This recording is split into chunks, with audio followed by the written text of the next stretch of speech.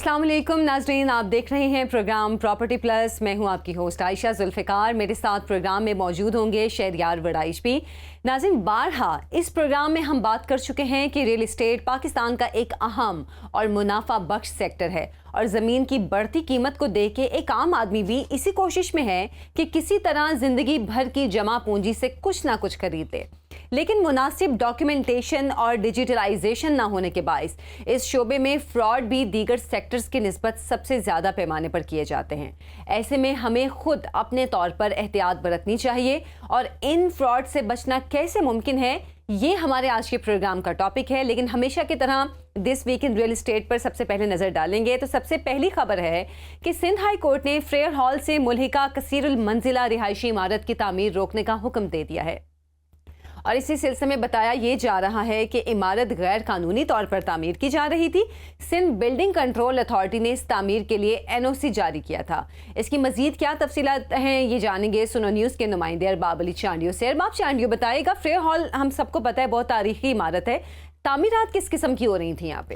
एक तो शुक्रिया आपका और दूसरा ये कि ये इंतहाई अहम मामला है क्योंकि कराची में आपको पता है पार्कों और ऐसे मैदानों जो कि तफरीह के लिए होते थे उन पर कब्जे तकरीबन हो चुके हैं। अब फेरियर हाल और चंद ऐसे हाल बचे हैं जहां लोग जाके तफरीह करते हैं। तो इस तफरीह को भी मान बनाने के लिए जो बिल्डर माफिया है वो मुख्तलिफ साजबाज करके, आपको पता है कराची में एनओसी लेना एक चुटली का काम है, यानी इधर से दो और उधर से लो और तामीरात करो।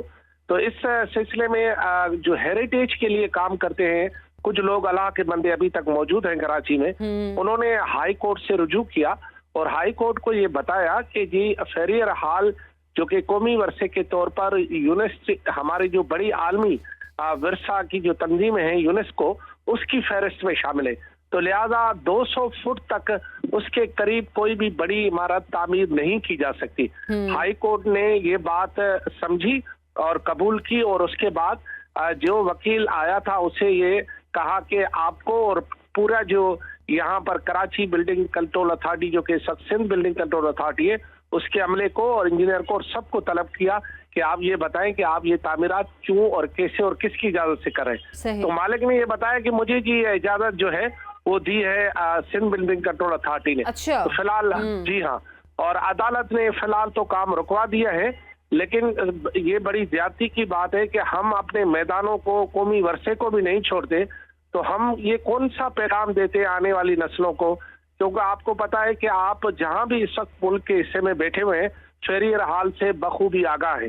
और जब पूरा मुल्क जिस हाल से, जिसकी खूबसूरती से, जिसकी वहां लोगों की आमद से, आपको पता है इस वक्त पाकिस्तान में सबसे ज्यादा टिकटॉक जहां बनते हैं वो कराची का फेरियर हाल है। अच्छा, मतलब टिकटॉकर्स पॉइंट के उस कहना चाहिए नाम से भी मशहूर है। बल्कि आप तो मेरी बहन है, मैं आपको एक और किस्सा भी बता दूं कि यहाँ शादीशुदा जोड़े भी अपनी फोटोग्राफी और फिल्म बनने के लिए यहाँ आते हैं। अच्छा। जी हाँ, यानी एक छोटा सा हनीमून सेशन और वीडियोग्राफी यहाँ पे होती है। बिल्कुल, इसकी कोई खुदा की कुदरत से ऐसी खूबसूरत बिल्डिंग है कि इसको जिस जाविये से भी शूट किया जाए तो बहुत खूबसूरत लगती है। बड़ा लान है, वहाँ लोग बहुत आते हैं और सबसे बड़ी बात है यहाँ का रोक टाक नहीं है, यानी कोई गेट नहीं है। अच्छा। आपने अभी जिक्र छेड़ा तो हाल ही में एडमिनिस्ट्रेटर कराची ने वहाँ एक गेट बनाने की कोशिश की कि एक गेट बना दिया जाए, लेकिन हाई कोर्ट ने उसे भी उस काम से रोक दिया क्योंकि ये हेरिटेज में आता है, लिहाजा वो काम भी रुक गया था। तो अब यहाँ पर बहुत ही चारों तरफ से खूबसूरत बंगले, 5 स्टार होटल, बल्कि किसी जमाने में अमरीकी कौशल खाना भी इसके सामने ही था जो कि अब बाद में यहाँ से शिफ्ट हो गया। तो इसकी एक दीवार जो है पाकिस्तान बनने से पहले जो सिंध क्लब है उससे लगती है, दूसरा उसका जो सामना है वो एक 5 स्टार होटल से होता है और इसका जो एक सामना जो है वो हमारे बरतानिया के जो कौंसलेट जनरल है उससे होता है। तो इतनी अहम इमारत, और माजी में एक हमारा और भी मुल्क जो अभी हमारा दोस्त नहीं रहा हिंदुस्तान, उसका कौशल खाना भी वहीं पे है करीब में। तो ये एक बहुत ही अहम जगह है। यहाँ पर इस तरह की गैर कानूनी जो तामीरात की इजाजत देना एक अलमिया भी है, सवालिया निशान भी है और ये सोचने की भी बात है कि हम अपने शहर के साथ क्या कर रहे हैं। एक अहम इशू की तरफ आपने ये तो जो फिर है सिंध बिल्डिंग कंट्रोल अथॉरिटी के खिलाफ एक्शन होना चाहिए, जिन्होंने फेयर हॉल के अतराफ में जहां पे इजाजत नहीं है वहां पर तामीरात की इजाजत दी है। जी बिल्कुल। आप यकीन जाने कि सिंध बिल्डिंग कंट्रोल अथॉरिटी, जो कि कराची बिल्डिंग कंट्रोल अथॉरिटी कहलाती थी पहले, उसने कराची के साथ इतनी ज्यादतियां की हैं कि अगर पुराना कदीम का जमाना होता और इस बिल्डिंग के जितने भी अफसर या जिन्होंने गलत काम किए इन्हें संसार करने की इजाजत होती तो लाखों पत्थर इनको पड़ते संसार करने के लिए, जिस तरह शैतान को वहां किया जाता है। तो सिंध बिल्डिंग कंट्रोल अथॉरिटी ने बहुत जुल्म किया यहाँ जो है ना, पैसे दो और अथा एनओसी लो वाला काम है, बड़ी ज्यादती है। सच्ची बात तो ये वाकई बहुत बड़ा जुल्म है। पैसे दो, एनओसी लो, इससे हमारे मुल्क का पूरा जो तामीरात का नक्शा है वो बिगड़ के रह गया है। अरबाब चांडियो, बहुत बहुत शुक्रिया आपका। अच्छा जी, अगली खबर है कि रावी अर्बन डेवलपमेंट अथॉरिटी ने अपने मुख्तलिफ तरक्याती मंसूबों में 600 मिलियन फॉरेन डायरेक्ट सरमायाकारी हासिल की है और इसी सिलसिले में रोडा इस वक्त मुख्तलिफ शोबों में, जिनमें हाउसिंग, तालीम, सेहत और ट्रांसपोर्टेशन शामिल हैं, उस पर काम कर रहा है। मंसूबा अभी तक कहाँ पहुंचा है? हमारे साथ मौजूद हैं सुनो न्यूज़ के नुमाइंदे अली शराज, उनसे तफसीलात जानेंगे। अली, सरमायाकारी तो अच्छी हुई है, क्या उम्मीद कर सकते हैं हम कि ये रोडा शहर लाहौर की किस्मत बदल देगा? जी बिल्कुल। River Ravi urban development project जो है, जिसको रूडा कहा जाता है, ये इस प्रोजेक्ट के अंदर, क्योंकि ये एक नया शहर आबाद होना है और लाहौर के जितना करीबी एरिया है और दरिया रावी का एरिया है उसके पास इसने डेवलप होना है, उसके लिए अच्छी खासी जो है जो डेवलपमेंट का सिलसिला है उस हवाले से बुलंद बाला इमारतें हैं, इसके अंदर एजुकेशन सेक्टर्स हैं, झील हैं, डैम्स हैं और ये पूरा शहर की शक्ल जिसने इख्तियार कर ली है और लाहौर शहर जैसे दूसरे इलाकों को सैलाब से भी बचाना है, उस हवाले से ये बड़ा मंसूबा है जिसके लिए जो पाकिस्तानी फर्में हैं उन्होंने तो अपना किरदार अदा किया ही किया है। जबकि डूडा के जो सीईओ हैं इमरान अमीन, इनकी जानिब से दुबई के जो बिल्डर्स हैं उनके साथ भी मिलकर बहुत सारे तकरीबन मायदे जो हैं तय हुए हैं। हमारे जराये के मुताबिक रूडा ने जो दुबई में जो मायदे तय किए हैं उसके अंदर 7 MOUs जो है वो अब तक साइन हो चुके हैं। जिसके बिना पर जो रूडा है, रूडा के अंदर बुलंदोबाला जो इमारतें तैयार होनी है और यहाँ पे क्योंकि कमर्शियल हब बनना है बहुत बड़ा, तो उस हवाले से जो दुबई तर्ज की बिल्डिंगें हैं वो यहाँ पर जो है वो रूडा के जो एरिया के अंदर डेवलपमेंट होगी, उस तरह की दुबई तर्ज की बिल्डिंगें यहाँ पर बनाई जाएंगी और उसके अंदर जो बिल्डर्स हैं वो दुबई के बिल्डर्स होंगे और बाकायदा तौर पर इसकी जो फाइनेंसिंग और जो सरमायाकारी है वो भी जो है वो गैर मुल्की जो बिल्डर्स होंगे वो अपनी सरमायाकारी यहाँ पर पाकिस्तान में लगाएंगे, जिसके बाद उसको आबाद किया जाएगा और फिर वहाँ से वो वहाँ अपना रेवेन्यू इकट्ठा करेंगे। इसी हवाले से जो रावी अर्बन डेवलपमेंट की बात की जाए तो यहाँ पर हाउसिंग सोसाइटीज भी जो है वो क्योंकि बनाई जानी है ताकि लोग यहाँ पर रिहाइश पजीर भी हों, खाली कमर्शियल हब नहीं बल्कि यहाँ पे रिहायशी हब भी जो है वो बहुत बड़ा लाहौर की तरह का एक रिहायशी हब यहाँ पर भी होगा, जिसके लिए हाउसिंग सोसाइटीज जो है वो बनाई जा रही हैं, जिसके अंदर 4 बाग स्कीम जो है वो तकरीबन उसके जो प्लॉट्स हैं अब तक बिक चुके हैं, उसकी डेवलपमेंट के ऊपर जो है वो काम जो है वो तेजी के साथ जारी है। इसी तरह के और प्रोजेक्ट भी जो रिहायशी प्रोजेक्ट हैं वो यहाँ पर तैयार किए जा रहे हैं। रूडा क्योंकि एक लंबा प्रोजेक्ट है और ये 30 साल प्रोजेक्ट है जिसके 30 साल के अंदर इसमें मुकम्मल होना है, जिसकी अभी बुनियादी जो इकदाम हैं उनके ऊपर काम शुरू कर दिया गया है। और सबसे अच्छी बात यह है कि रूडा के अंदर जो है गैर मुल्की सरमायाकार जो है उन्होंने अच्छी दिलचस्पी का मुजाहरा किया और बाकायदा तौर पर सरमायाकारी उसमें करनी शुरू कर दी है, जिससे ये अंदाजा लगाया जा सकता है कि ये एक लाहौर शहर की तरह डेवलप शहर जो है आबाद होगा और बाकायदा तौर पर रूडा जो है वो बुलंद बाला इमारतों की वजह से जो है एक मशहूर इलाका भी करार दिया जाएगा, क्योंकि इस तरह की जो इमारतें हैं वो पूरे पाकिस्तान में और कहीं तो अली, हम अपने तकरीबन हर शो में इस तरह के जो प्रोजेक्ट शुरू होते हैं, जो नए प्रोजेक्ट शुरू होते हैं, उनके हवाले से हम बात करते हैं कि इसमें ग्रीन एरिया की गुंजाइश क्या होगी, क्योंकि हम देख रहे हैं कि पाकिस्तान में ग्रीन एरियाज तेजी से खत्म हो रहे हैं। तो इस किस्म के प्रोजेक्ट्स में अब जो रूडा की तरफ से प्रोजेक्ट शुरू हो रहे हैं, इसमें भी क्या इस बात को मद्देनजर रखा गया है? जी बिल्कुल। यहाँ पर अगर ग्रीन एरिया की अगर बात की जाए तो रूडा का मोस्टली जो एरिया है उसके अंदर ग्रीन एरिया जो है वो तकरीबन खत्म होकर रह गया है, क्योंकि यहाँ पर काश्तकारी का जहाँ पर सिलसिला होता था वही दरिया के इर्द गिर्द आबादी है जहाँ पर ज्यादातर काश्तकारी होती थी। लेकिन अब क्योंकि ग्रीन एरिया को डेवलप करने के लिए बाकायदा तौर पर जो प्लान किया गया है कि प्लांटेशन ज्यादा से ज्यादा की जाए और जो भी कमर्शियल हब बनेगा उसके अंदर बाकायदा तौर पर एक सेक्शन रखा जाए जिसके अंदर ग्रीन एरिया, दरख्त और प्लांटेशन जो है वो करवाई जाएंगी ताकि उस इलाके की पोल्यूशन को कंट्रोल किया जाए। क्योंकि पहले ये ज़राई रकबे के तौर पे चीजें इस्तेमाल हो रही थी और ज़राई रकबे के लिए क्योंकि आबादी बिल्कुल करीब आ जानी थी और ज़राई रकबा वहाँ पे रह नहीं सकता, इसी वजह से ज़राई रकबे को खत्म करते हुए वहाँ पर बाकायदा तौर पर जो ग्रीन एरिया डेवलप करने की बात की जा रही है, वो जो कमर्शियल इमारतें होंगी उसका जो रूफ टॉप होगा, जो छत होगी, वहाँ पर भी तमाम चीजें जो है वो प्लांटेशन कराई जाएंगी, पौधे लगाए जाएंगे और जबकि दरख्तों की तादाद को जो है वो बढ़ाकर बाकायदा तौर पर इसकी पॉल्यूशन को जो है वो कवर किया जाएगा। जी ठीक है अली शराज, बहुत शुक्रिया आपका।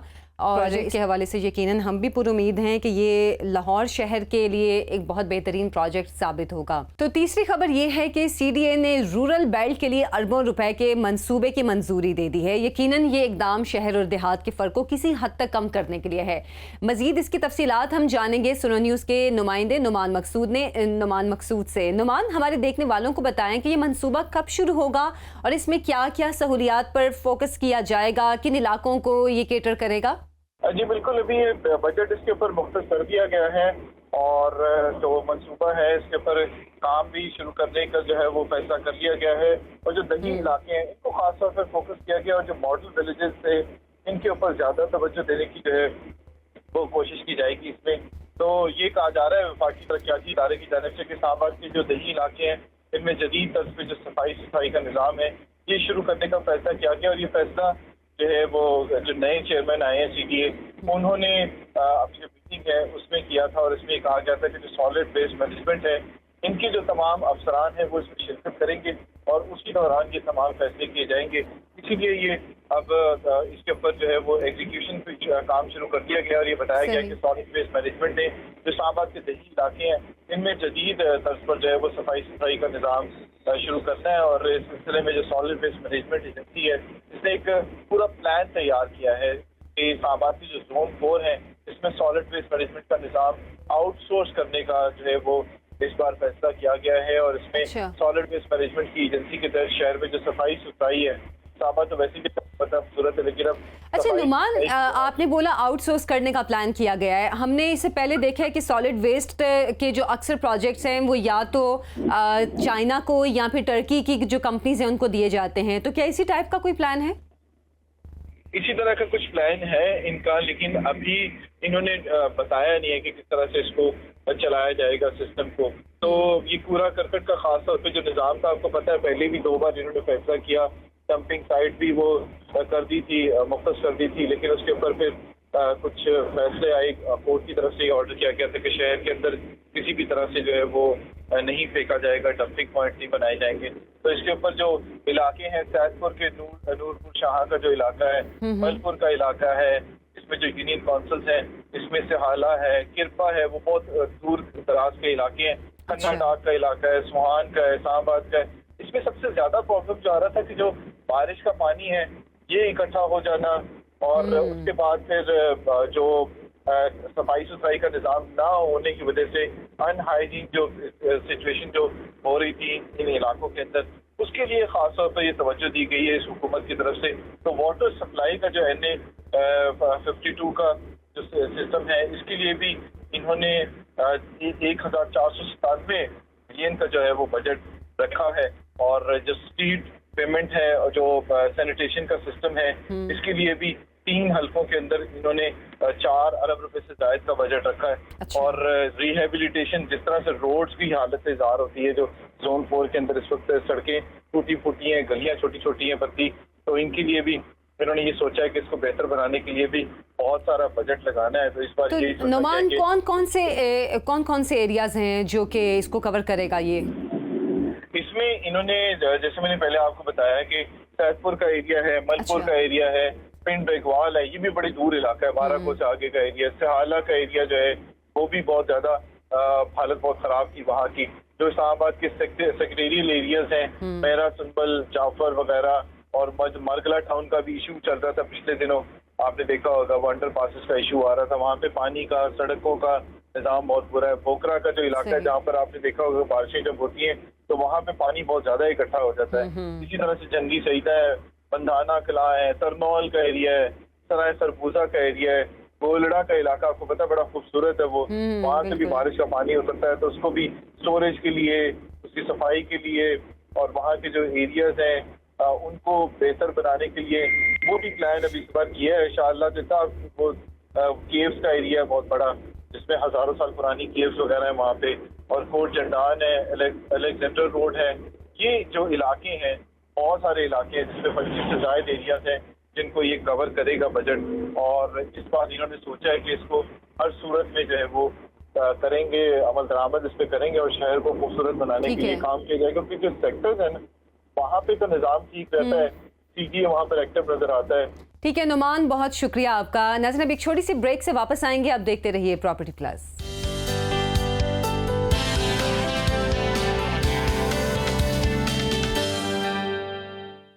Welcome back. नाज़रीन, आज का टॉपिक बहुत अहम है, जैसे कि मैंने प्रोग्राम के स्टार्ट में भी बात की थी, और ये मतलब अगर कहा जाए कि रियल इस्टेट में फ्रॉड्स की बुनियाद ही यहीं से शुरू होती है। प्रॉपर्टी डॉक्यूमेंट से जुड़े तमाम सवालों और लूप होल्स को समझने के लिए हमारे साथ फुरकान असलम साहब मौजूद हैं, who is into real estate for past 16 years, और पाकिस्तान और दुबई की बड़ी जो ऑर्गेनाइजेशन हैं उनके साथ भी काम कर चुके हैं। फुरकान साहब, बहुत बहुत शुक्रिया आपके वक्त का।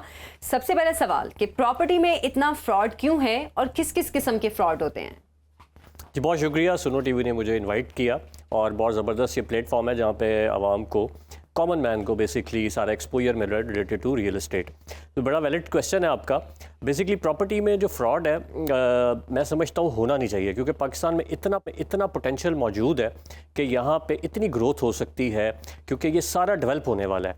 सो प्रॉपर्टी में जो बेसिकली डॉक्यूमेंटेशन है, दैट्स वेरी इंपॉर्टेंट। कोई भी ट्रांजेक्शन की जाती है उसके लिए इंतहाई ज़रूरी है कि आपको, जिससे आप प्रॉपर्टी परचेज़ कर रहे हैं, वो कोई हाउसिंग सोसाइटी है, वो कोई अदारा है, वो कोई अथॉरिटी है, उनसे आपके पास वो सारी टर्म्स एंड कंडीशंस मौजूद होनी चाहिए जिस टर्म्स पे आप अपनी प्रॉपर्टी बाय कर रहे हैं। अब उसमें बेसिक्स जो हैं वो मैटर ये करती हैं कि सबसे पहले तो आपको ये पता होना चाहिए कि सेल परचेज एग्रीमेंट क्या है।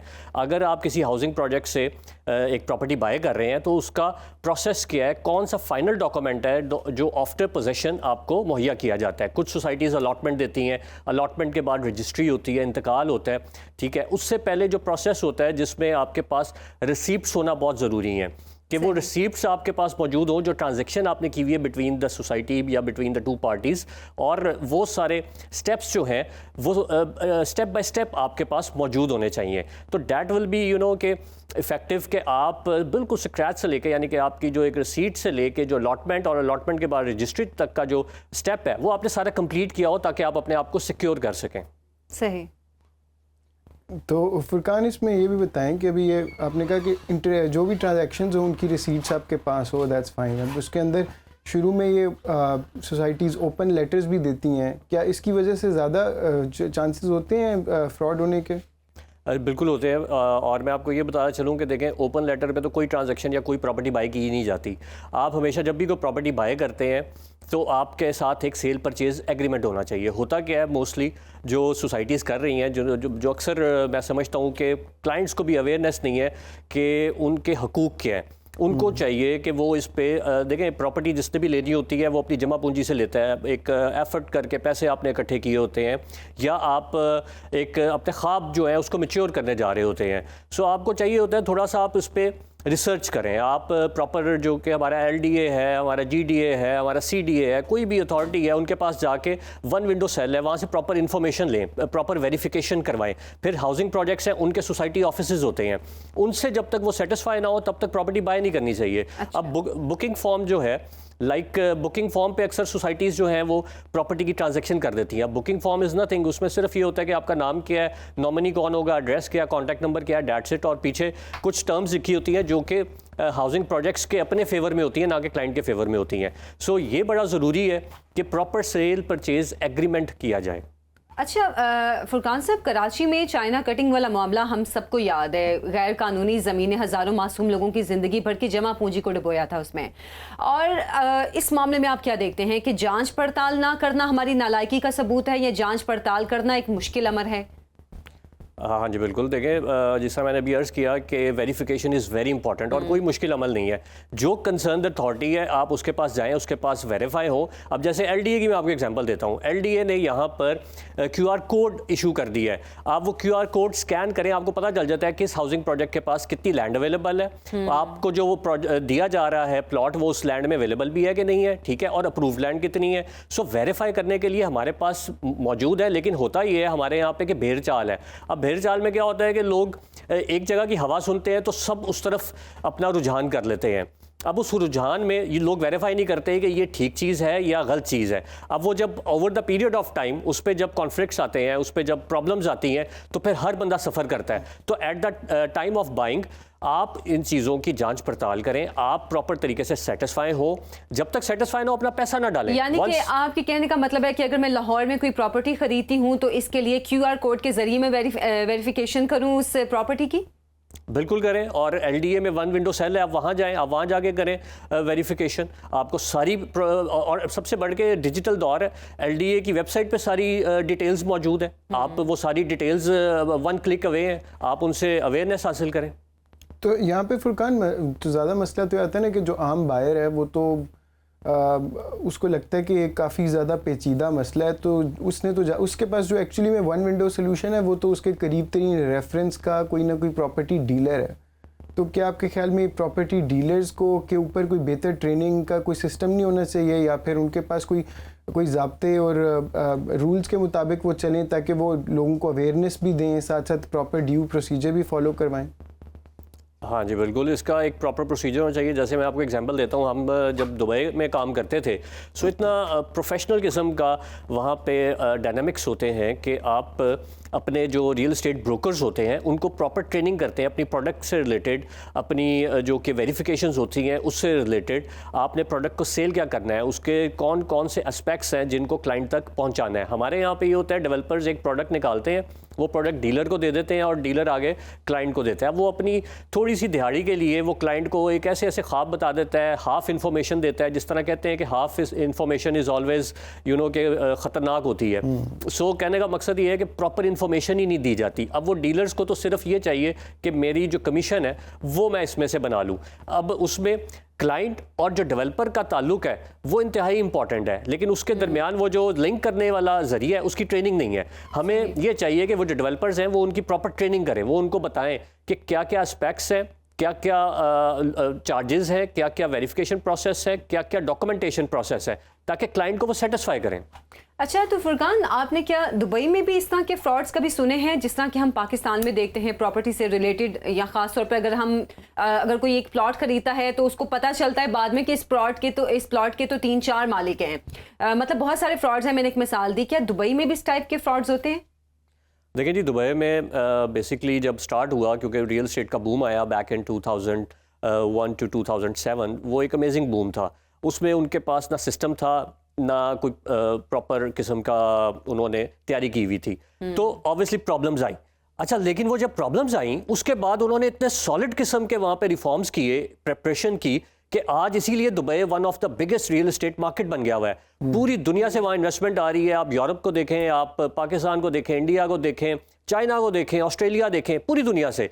तो उन्होंने रिफॉर्म्स इतने तगड़े कर लिए कि वहाँ पे डेवलपर्स जो है वो जवाब दे है वहाँ की अथॉरिटी को। वहाँ पे कोई भी चाहते ना चाहते इस तरह की चीज़ कर ही नहीं सकता जो हमारे मुल्क में है। तो हमें भी यही चाहिए, डिजिटलाइजेशन करें हर चीज़ की, और आवाम को ऐप्स के थ्रू, वेबसाइट्स के थ्रू, या ऐसे सेगमेंट्स होने चाहिए जहाँ पे जाके वो अवेयरनेस ले सकें और इस तरह के फ्रॉड्स जो हैं उनको हम सब अवॉइड करवा सकें। तो फुरकान, ये क्यों नहीं होता यहाँ पे अभी? What are those main reasons जिसकी वजह से अभी हमारे पास वो रिफॉर्म्स नहीं आए इस इंडस्ट्री के अंदर, और मैं ये समझ भी नहीं करती?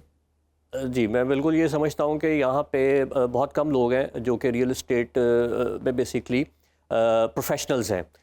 लोग बेसिकली हादसाती तौर पे रियल एस्टेट में आ जाते हैं और फिर वो रियल एस्टेट के मैकेनिक्स को ग्रास रूट लेवल से समझते ही नहीं है, जिसकी वजह से वो रिफॉर्म्स की तरफ आते नहीं हैं। सो ये बड़ा ज़रूरी है कि हमारी गवर्नमेंट्स, हमारे जितने ये अदारे हैं, ये प्रोफेशनल्स के साथ मिल के बैठें, उनको अपने साथ ऑन बोर्ड करें और रिफॉर्म्स की तरफ जाएँ। और वो रिफॉर्म्स बन जाएंगे वंस फॉर ऑल, तो हमारे माशरे से ये जितने प्रॉब्लम्स हैं रियल एस्टेट को लेके, ये हल हो सकते हैं। और कोई इतनी मुश्किल चीज़ नहीं है, कोई ऐसी चीज़ नहीं है जिसमें बहुत ज़्यादा टाइम लगे। ये बड़े थोड़े टाइम पे ये सब कुछ हम कर सकते हैं इंशाल्लाह। So फुरकान, किस तरह के reforms, what are those 1 2 3 4 5 things जो बड़ी ज़रूरी हैं इस टाइम पे रियल एस्टेट में? आपने कहा पहले भी कि पोटेंशियल बहुत है, we just need to actualise that potential, तो वो रिफॉर्म्स के ज़रिए ही होगा। तो वो कौन सी चीज़ें हैं जो यहाँ पे आएँ तो आपके ख्याल में फ़ौरन बेहतरी आ सकती है? देखिए जी, नंबर 1 रिफॉर्म जो सबसे इम्पॉर्टेंट है वो ये होना चाहिए कि सारे हाउसिंग प्रोजेक्ट्स जिनके पास जो लैंड अवेलेबल है वो उसी की सेल की तरफ जाए, ठीक है। ये बड़ा इम्पॉर्टेंट है। अच्छा, जब वो उसकी सेल की तरफ जाए उसके बाद उसकी डॉक्यूमेंटेशन प्रॉपर होनी चाहिए, ठीक है। जब वो डॉक्यूमेंटेशन प्रॉपर होगी तो किसी किस्म की कोई भी उसमें ये नहीं हो सकता जिस तरह अभी ये फरमाया कि एक प्लॉट के 2-3 बायर निकल आते हैं, तो वो पॉसिबिलिटी नहीं आएगी कि 2 से 3 लोग ऑनर निकल आए उसके, क्योंकि डॉक्यूमेंटेशन वेरीफाई होगी, उसका रिकॉर्ड होगा, उसकी वेबसाइट पे जाके हर बंदा अपना एंटर करे एक रेफरेंस नंबर, उस रेफरेंस नंबर पे उसकी वो सारी डिटेल्स आ रही होंगी जिस प्लॉट का वो ऑनर है। तो इस किस्म से ये रिफॉर्म्स हैं जो कि होने चाहिए। फिर खाली उन्हीं लोगों को अलाउ किया जाए रियल एस्टेट में प्रोजेक्ट्स करना जिनके पास स्ट्रॉन्ग प्रोफेशनल लोग हैं। अगर लोग प्रोफेशनल होंगे ऑब्वियसली रियल एस्टेट में वो उसी तरह के फिर आइडियाज़ जनरेट करेंगे, ठीक है। जिनके पास उस तरह की मैन पावर है, जिनके पास उस तरह के रिसोर्सेज हैं, उस तरह के फंड्स हैं, क्योंकि बहुत ऐसे होता है कि आधे प्रोजेक्ट बीच में छोड़ के लोग अक्सर गायब हो जाते हैं और फिर लोग सफ़र करते हैं और फिर हमारे जो है उसमें लोगों को रिफंड भी किसी किस्म का कुछ नहीं मिलता। पहली एक बात आपने की कि आपको वो सोसाइटीज़ को वो चीज़ें सेल करनी चाहिए, वो लैंड सेल करना चाहिए जो उनके पास है। अभी यहाँ पे हमें थोड़ी सी मार्केट के अंदर जो एक ओवरऑल प्रैक्टिस है वही ज़रा मुख्तलिफ नज़र आती है। उसकी एक ये वजह भी सामने आती है कि लैंड की वैसी कीमतें इतनी ज़्यादा हैं और कि कैसे जो है वो एक डेवलपर जो है वो इतनी जगह को पहले ले के उसको जो है वो फिर वो डेवलप करके उसको सेल कर सकता है। ये तो एक तरफ हमारे पास हाउसिंग की बहुत ज़्यादा किल्लत है, हमारे पास 1 करोड़ लोगों के पास घर नहीं है, और दूसरी तरफ हम लैंड की प्राइसेस वैसे ही बहुत ज़्यादा हैं। तो हम ये कैसे एक्सपेक्ट करें कि ये निज़ाम जो है वो ख़ुद ही ठीक हो जाएगा? ये तो आई थिंक ये इकोनॉमीज़ ऑफ स्केल फुरकान समझ ही तभी आती हैं अगर वो कुछ ज़मीन लेके उसको काट के आगे सेल करके कुछ और लेके कुछ सेल करके आगे चलाए। हाँ जी बिल्कुल, बहुत अच्छा आपका ये क्वेश्चन है। देखिए, बड़ा ज़रूरी है कि जितनी लैंड अवेलेबल है ऑब्वियसली अगर वो उतनी बेचेंगे, बट उसमें आप देखें ना हमारे मुल्क में या तो होना कि डिलीवरी भी ऑन टाइम हो रही हो। यहाँ पे तो डिलीवरी भी आपको पता है अगर 3 साल का प्लान है तो 7 साल 8 साल बाद प्रोवाइड की जाती है ना। सो ये बड़ा ज़रूरी है कि अगर आपके पास जो लैंड अवेलेबल है आप उसको इंस्टॉलमेंट पे सेल करें। अब आपके पास प्लेयर्स ज़्यादा आ जाएंगे, ठीक है। अब जिसके पास जहाँ जहाँ जो लैंड अवेलेबल होगी वो उस तरह अपने प्रोजेक्ट्स की हाईलाइट्स करेंगे, ठीक है। और जब आपके पास प्लेयर्स ज़्यादा होंगे, अभी देखें ना आप अगर देखें आपके माइंड में अगर मैं पूछूं कि कौन कौन से हाउसिंग प्रोजेक्ट्स हैं, लेट्स सपोज इन पिंडी, इन लाहौर, कहीं पे, सो आपके माइंड में मोटे मोटे नाम आएंगे। लेकिन क्या यही बात है कि अगर हम इस चीज़ को अगर एक्सपैंड कर लें, आपके पास 10 की बजाय 25 लोग हों जो रियल एस्टेट के ये प्रोजेक्ट्स कर रहे हो, जो कि लैंड होल्डर्स हों, तो आपके लिए एक आसानी पैदा हो जाती है, आपके लिए कंट्रोल करना आसान हो जाता है, कंपटीशन आ जाता है। उस कंपटीशन में हर बंदा जो है अपनी प्रोडक्ट, अपनी सोसाइटी, अपने हाउसिंग प्रोजेक्ट्स को बेहतर से बेहतर बनाने की कोशिश करता है। बट फुरकान, हर बंदे के पास तो कैपेसिटी भी नहीं है कि वो उनके पास वो प्रोफेशनल लोग हों कि वो बना सकें उसको और सेल कर सकें। इसीलिए तो देखें, अब मैं आपको एक एग्जांपल जैसे दुबई की देता हूँ कि दुबई में एक दौर में हर बंदा डेवलपर बन गया, हर बंदा बिल्डर बन गया, ठीक है। लेकिन आज जब आप वो 10-12 साल के रिफॉर्म्स के बाद देखते हैं तो वहाँ पे उन्होंने उन्हीं लोगों को अपॉर्चुनिटी दी जिन लोगों के पास रिसोर्सेज थे, फंड्स थे, जिन लोगों के पास एक्सेप्टेबिलिटी थी, जिन लोगों के पास प्रोफेशनल्स थे। देखिए, प्रोफेशनल्स की कमी तो नहीं है ना हमें ग्रो करना है प्रोफेशनल्स को। मैं ये नहीं कहता कि आते साथ ही कोई 10 साल के एक्सपीरियंस से आ जाए। हमारे पास अगर किसी का 2 साल का एक्सपीरियंस है तो कोई ऐसे प्रोफेशनल्स होने चाहिए जो उनके 2 साल के एक्सपीरियंस को 5 साल पे लेके जाएं। सो एक इस तरह की रियल एस्टेट अकेडमीज़ होनी चाहिए, क्योंकि जितना बड़ा ये सेगमेंट है, टॉक ऑफ द टाउन है पाकिस्तान में ये, ठीक है। और हर जगह इसकी बात होती है, सोशल गैदरिंग्स भी होती है, रिलेटिव्स में होती है, कहीं भी आप बैठे होंगे तो प्रॉपर्टी का जिक्र ज़रूर आता है। तो हम क्यों नहीं ऐसी ऑर्गेनाइजेशंस बना सकते जहाँ पे वहाँ पे ट्रेनिंग दी जाए इस चीज़ की।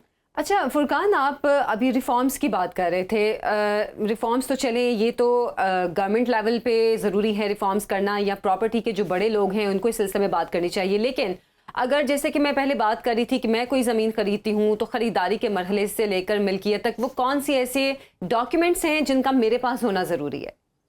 देखिए, आप कोई भी लैंड खरीदती हैं, ऑब्वियसली सबसे पहले आपको पता है उसमें जो हमारे यहाँ पे एक फॉलो किया जाता है, उसमें एक टोकन होता है, ठीक है। आप टोकन से अपना इंटरेस्ट शो करते हैं कि you want to buy that property. So जब आप वो टोकन कर लेते हैं तो प्रॉपर्ली उसकी एक रिसीप्ट होनी चाहिए, जो टर्म्स, क्योंकि टोकन का टाइम वो टाइम होता है जिसमें सारे क्वेश्चंस आपको सेटिस्फाई करें, आपको उनके आंसर्स हैं वो मिले जो कि आपको उसके लिए फोर्स कर रहे हो कि यही प्रॉपर्टी है जो आप बाय करना चाहते हैं, ठीक है। So at the time of token आप वो सारे स्टेप्स चॉक डाउन करें कि ये प्रॉब्लम्स हैं जो आ रही हैं और जो आ सकती हैं, ठीक है। ये हमारी प्राइस फाइनल हुई है, ये पेमेंट स्केड्यूल है, तो वो आप एक उसकी लिस्ट डाउन करके प्रॉपर एक उसकी रिसीविंग कर लें। उसके बाद आपको पता है यहाँ पे बयाना होता है, और बयाना आपको पता है मोस्टली क्या होता है, किसी डीलर से लोग करवा लेते हैं कि जी एक स्टैंडर्ड फॉर्मेट होता है, उसी पे वो स्टैम्प पेपर पे बयाना करवा लिया। अब इसके लिए भी बड़ा इंपॉर्टेंट है कि ये एक लीगल डॉक्यूमेंट है। अब लीगल एक्सपर्ट से आपको ये करवाना चाहिए। आप किसी लीगल एक्सपर्ट के पास जाएं, आप कहें कि ये प्रॉपर्टी इस टर्म्स पे लेना चाह रहे हैं, उसके टर्म्स एंड कंडीशंस उस बयाने पे आने चाहिए। वो बयाना हो जाता है, फिर उसके बाद आपकी ट्रांसफ़र आती है। अब जब ट्रांसफ़र आती है तो ट्रांसफ़र से पहले जो आपने स्टेप करना है कि आप जहाँ से वो प्रॉपर्टी बाय कर रहे हैं, जिस हाउसिंग प्रोजेक्ट या किसी अथॉरिटी से, वहाँ से आप वेरीफाई करें कि ये प्रॉपर्टी जो आपको बेची जा रही है उसके ऑनर वही हैं, उसके ड्यूज़ उतने ही हैं, कोई एक्स्ट्रा हिडन चार्जेस तो नहीं है, कोई प्रॉब्लम्स तो नहीं है, कोई स्टे तो नहीं है। वो आपको सारा गाइड कर देंगे। अच्छा, जब वो आपको गाइड कर दिया जाता है, फिर ट्रांसफ़र वाला दिन आता है। उस दिन ऑब्वियसली जब वो सारी चीज़ें क्लियर होती हैं बिटवीन द टू पार्टीज़, सो एक ट्रांसफ़र हो जाती है। अब वो ट्रांसफ़र होती है तो उसके 10-15 दिन बाद अमूमन अलॉटमेंट दे दी जाती है। वो अलॉटमेंट एक फ़ाइनल डॉक्यूमेंट है जो हाउसिंग प्रोजेक्ट्स की तरफ से प्रोवाइड किया जाता है, जिसके बाद आपकी मर्ज़ी है कि आप अगर रजिस्ट्री कराना चाह रहे हैं, जो कि सेफेस्ट प्रोसेस है, करवाना चाहिए।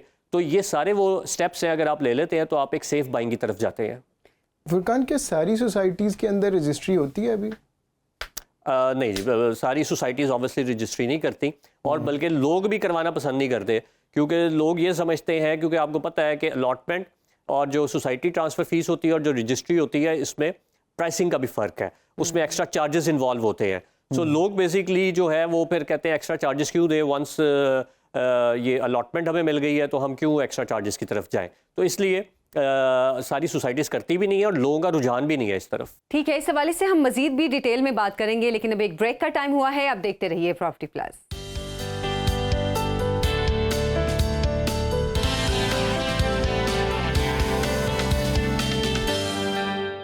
Welcome back. प्रोग्राम में आपको फिर से खुश आमदीद कहती हूँ। अच्छा, अभी आप डिजिटलाइजेशन की बात कर रहे थे फुरकान।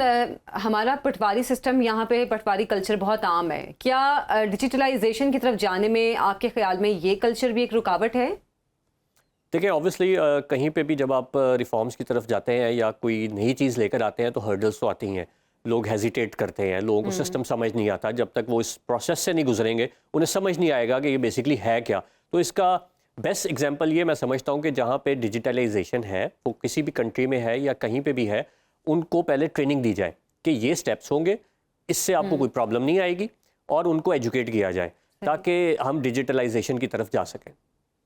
सही। अच्छा, एक चीज़ और भी कि अब सोसाइटीज़ की अगर हम बात करते हैं कि लोग अब ज़्यादा रुझान भी लोगों का यही है कि वो सोसाइटीज़ में घर लेना चाहते हैं, क्योंकि वो फैसिलिटीज़ उनको वहाँ पर बेसिक मिलती हैं जो कि वो ढूंढ रहे होते हैं। आपके ख्याल में कोई नई सोसाइटी के लिए, अगर कोई नई सोसाइटी आती है, वो मालिकान को क्या फैसिलिटीज़ हैं जो लोगों को देनी चाहिए कि उनकी सोसाइटी की तरफ लोग ज़्यादा खींचे चले आएँ?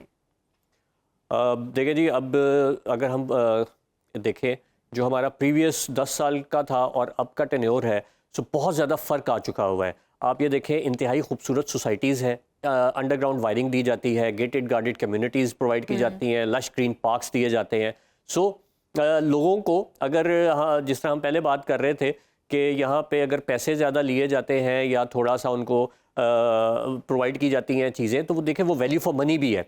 और वैल्यू फॉर मनी बनाने के लिए मैं ये समझता हूँ और ज़्यादा जो हमें ज़रूरत है कि हम मैक्सिमम ह्यूमन सेंटर्ड किस्म के जो है एनवायरनमेंट प्रोवाइड करें। अब ह्यूमन सेंटर्ड एनवायरनमेंट्स क्या है, क्योंकि तो आपको पता है लोग जो घर लेते हैं वो बेसिकली फैमिलीज़ रह रही होती हैं, मोस्टली बच्चों को मद्देनज़र रख कर ले रहे होते हैं। सो हमें प्रैक्टिकलिटीज़ को देखना है कि बच्चे साइकिलिंग अगर शाम को कर रहे हैं और उन देखें, एक बाप है वो सारा दिन अपना काम कर रहा है ऑफिस में, तो माँ ने ही 5 बजे या 4 बजे अपने बच्चों को पार्क में लेके जाना है, ठीक है। सो वो सिक्योरिटी प्रोवाइड की जाए।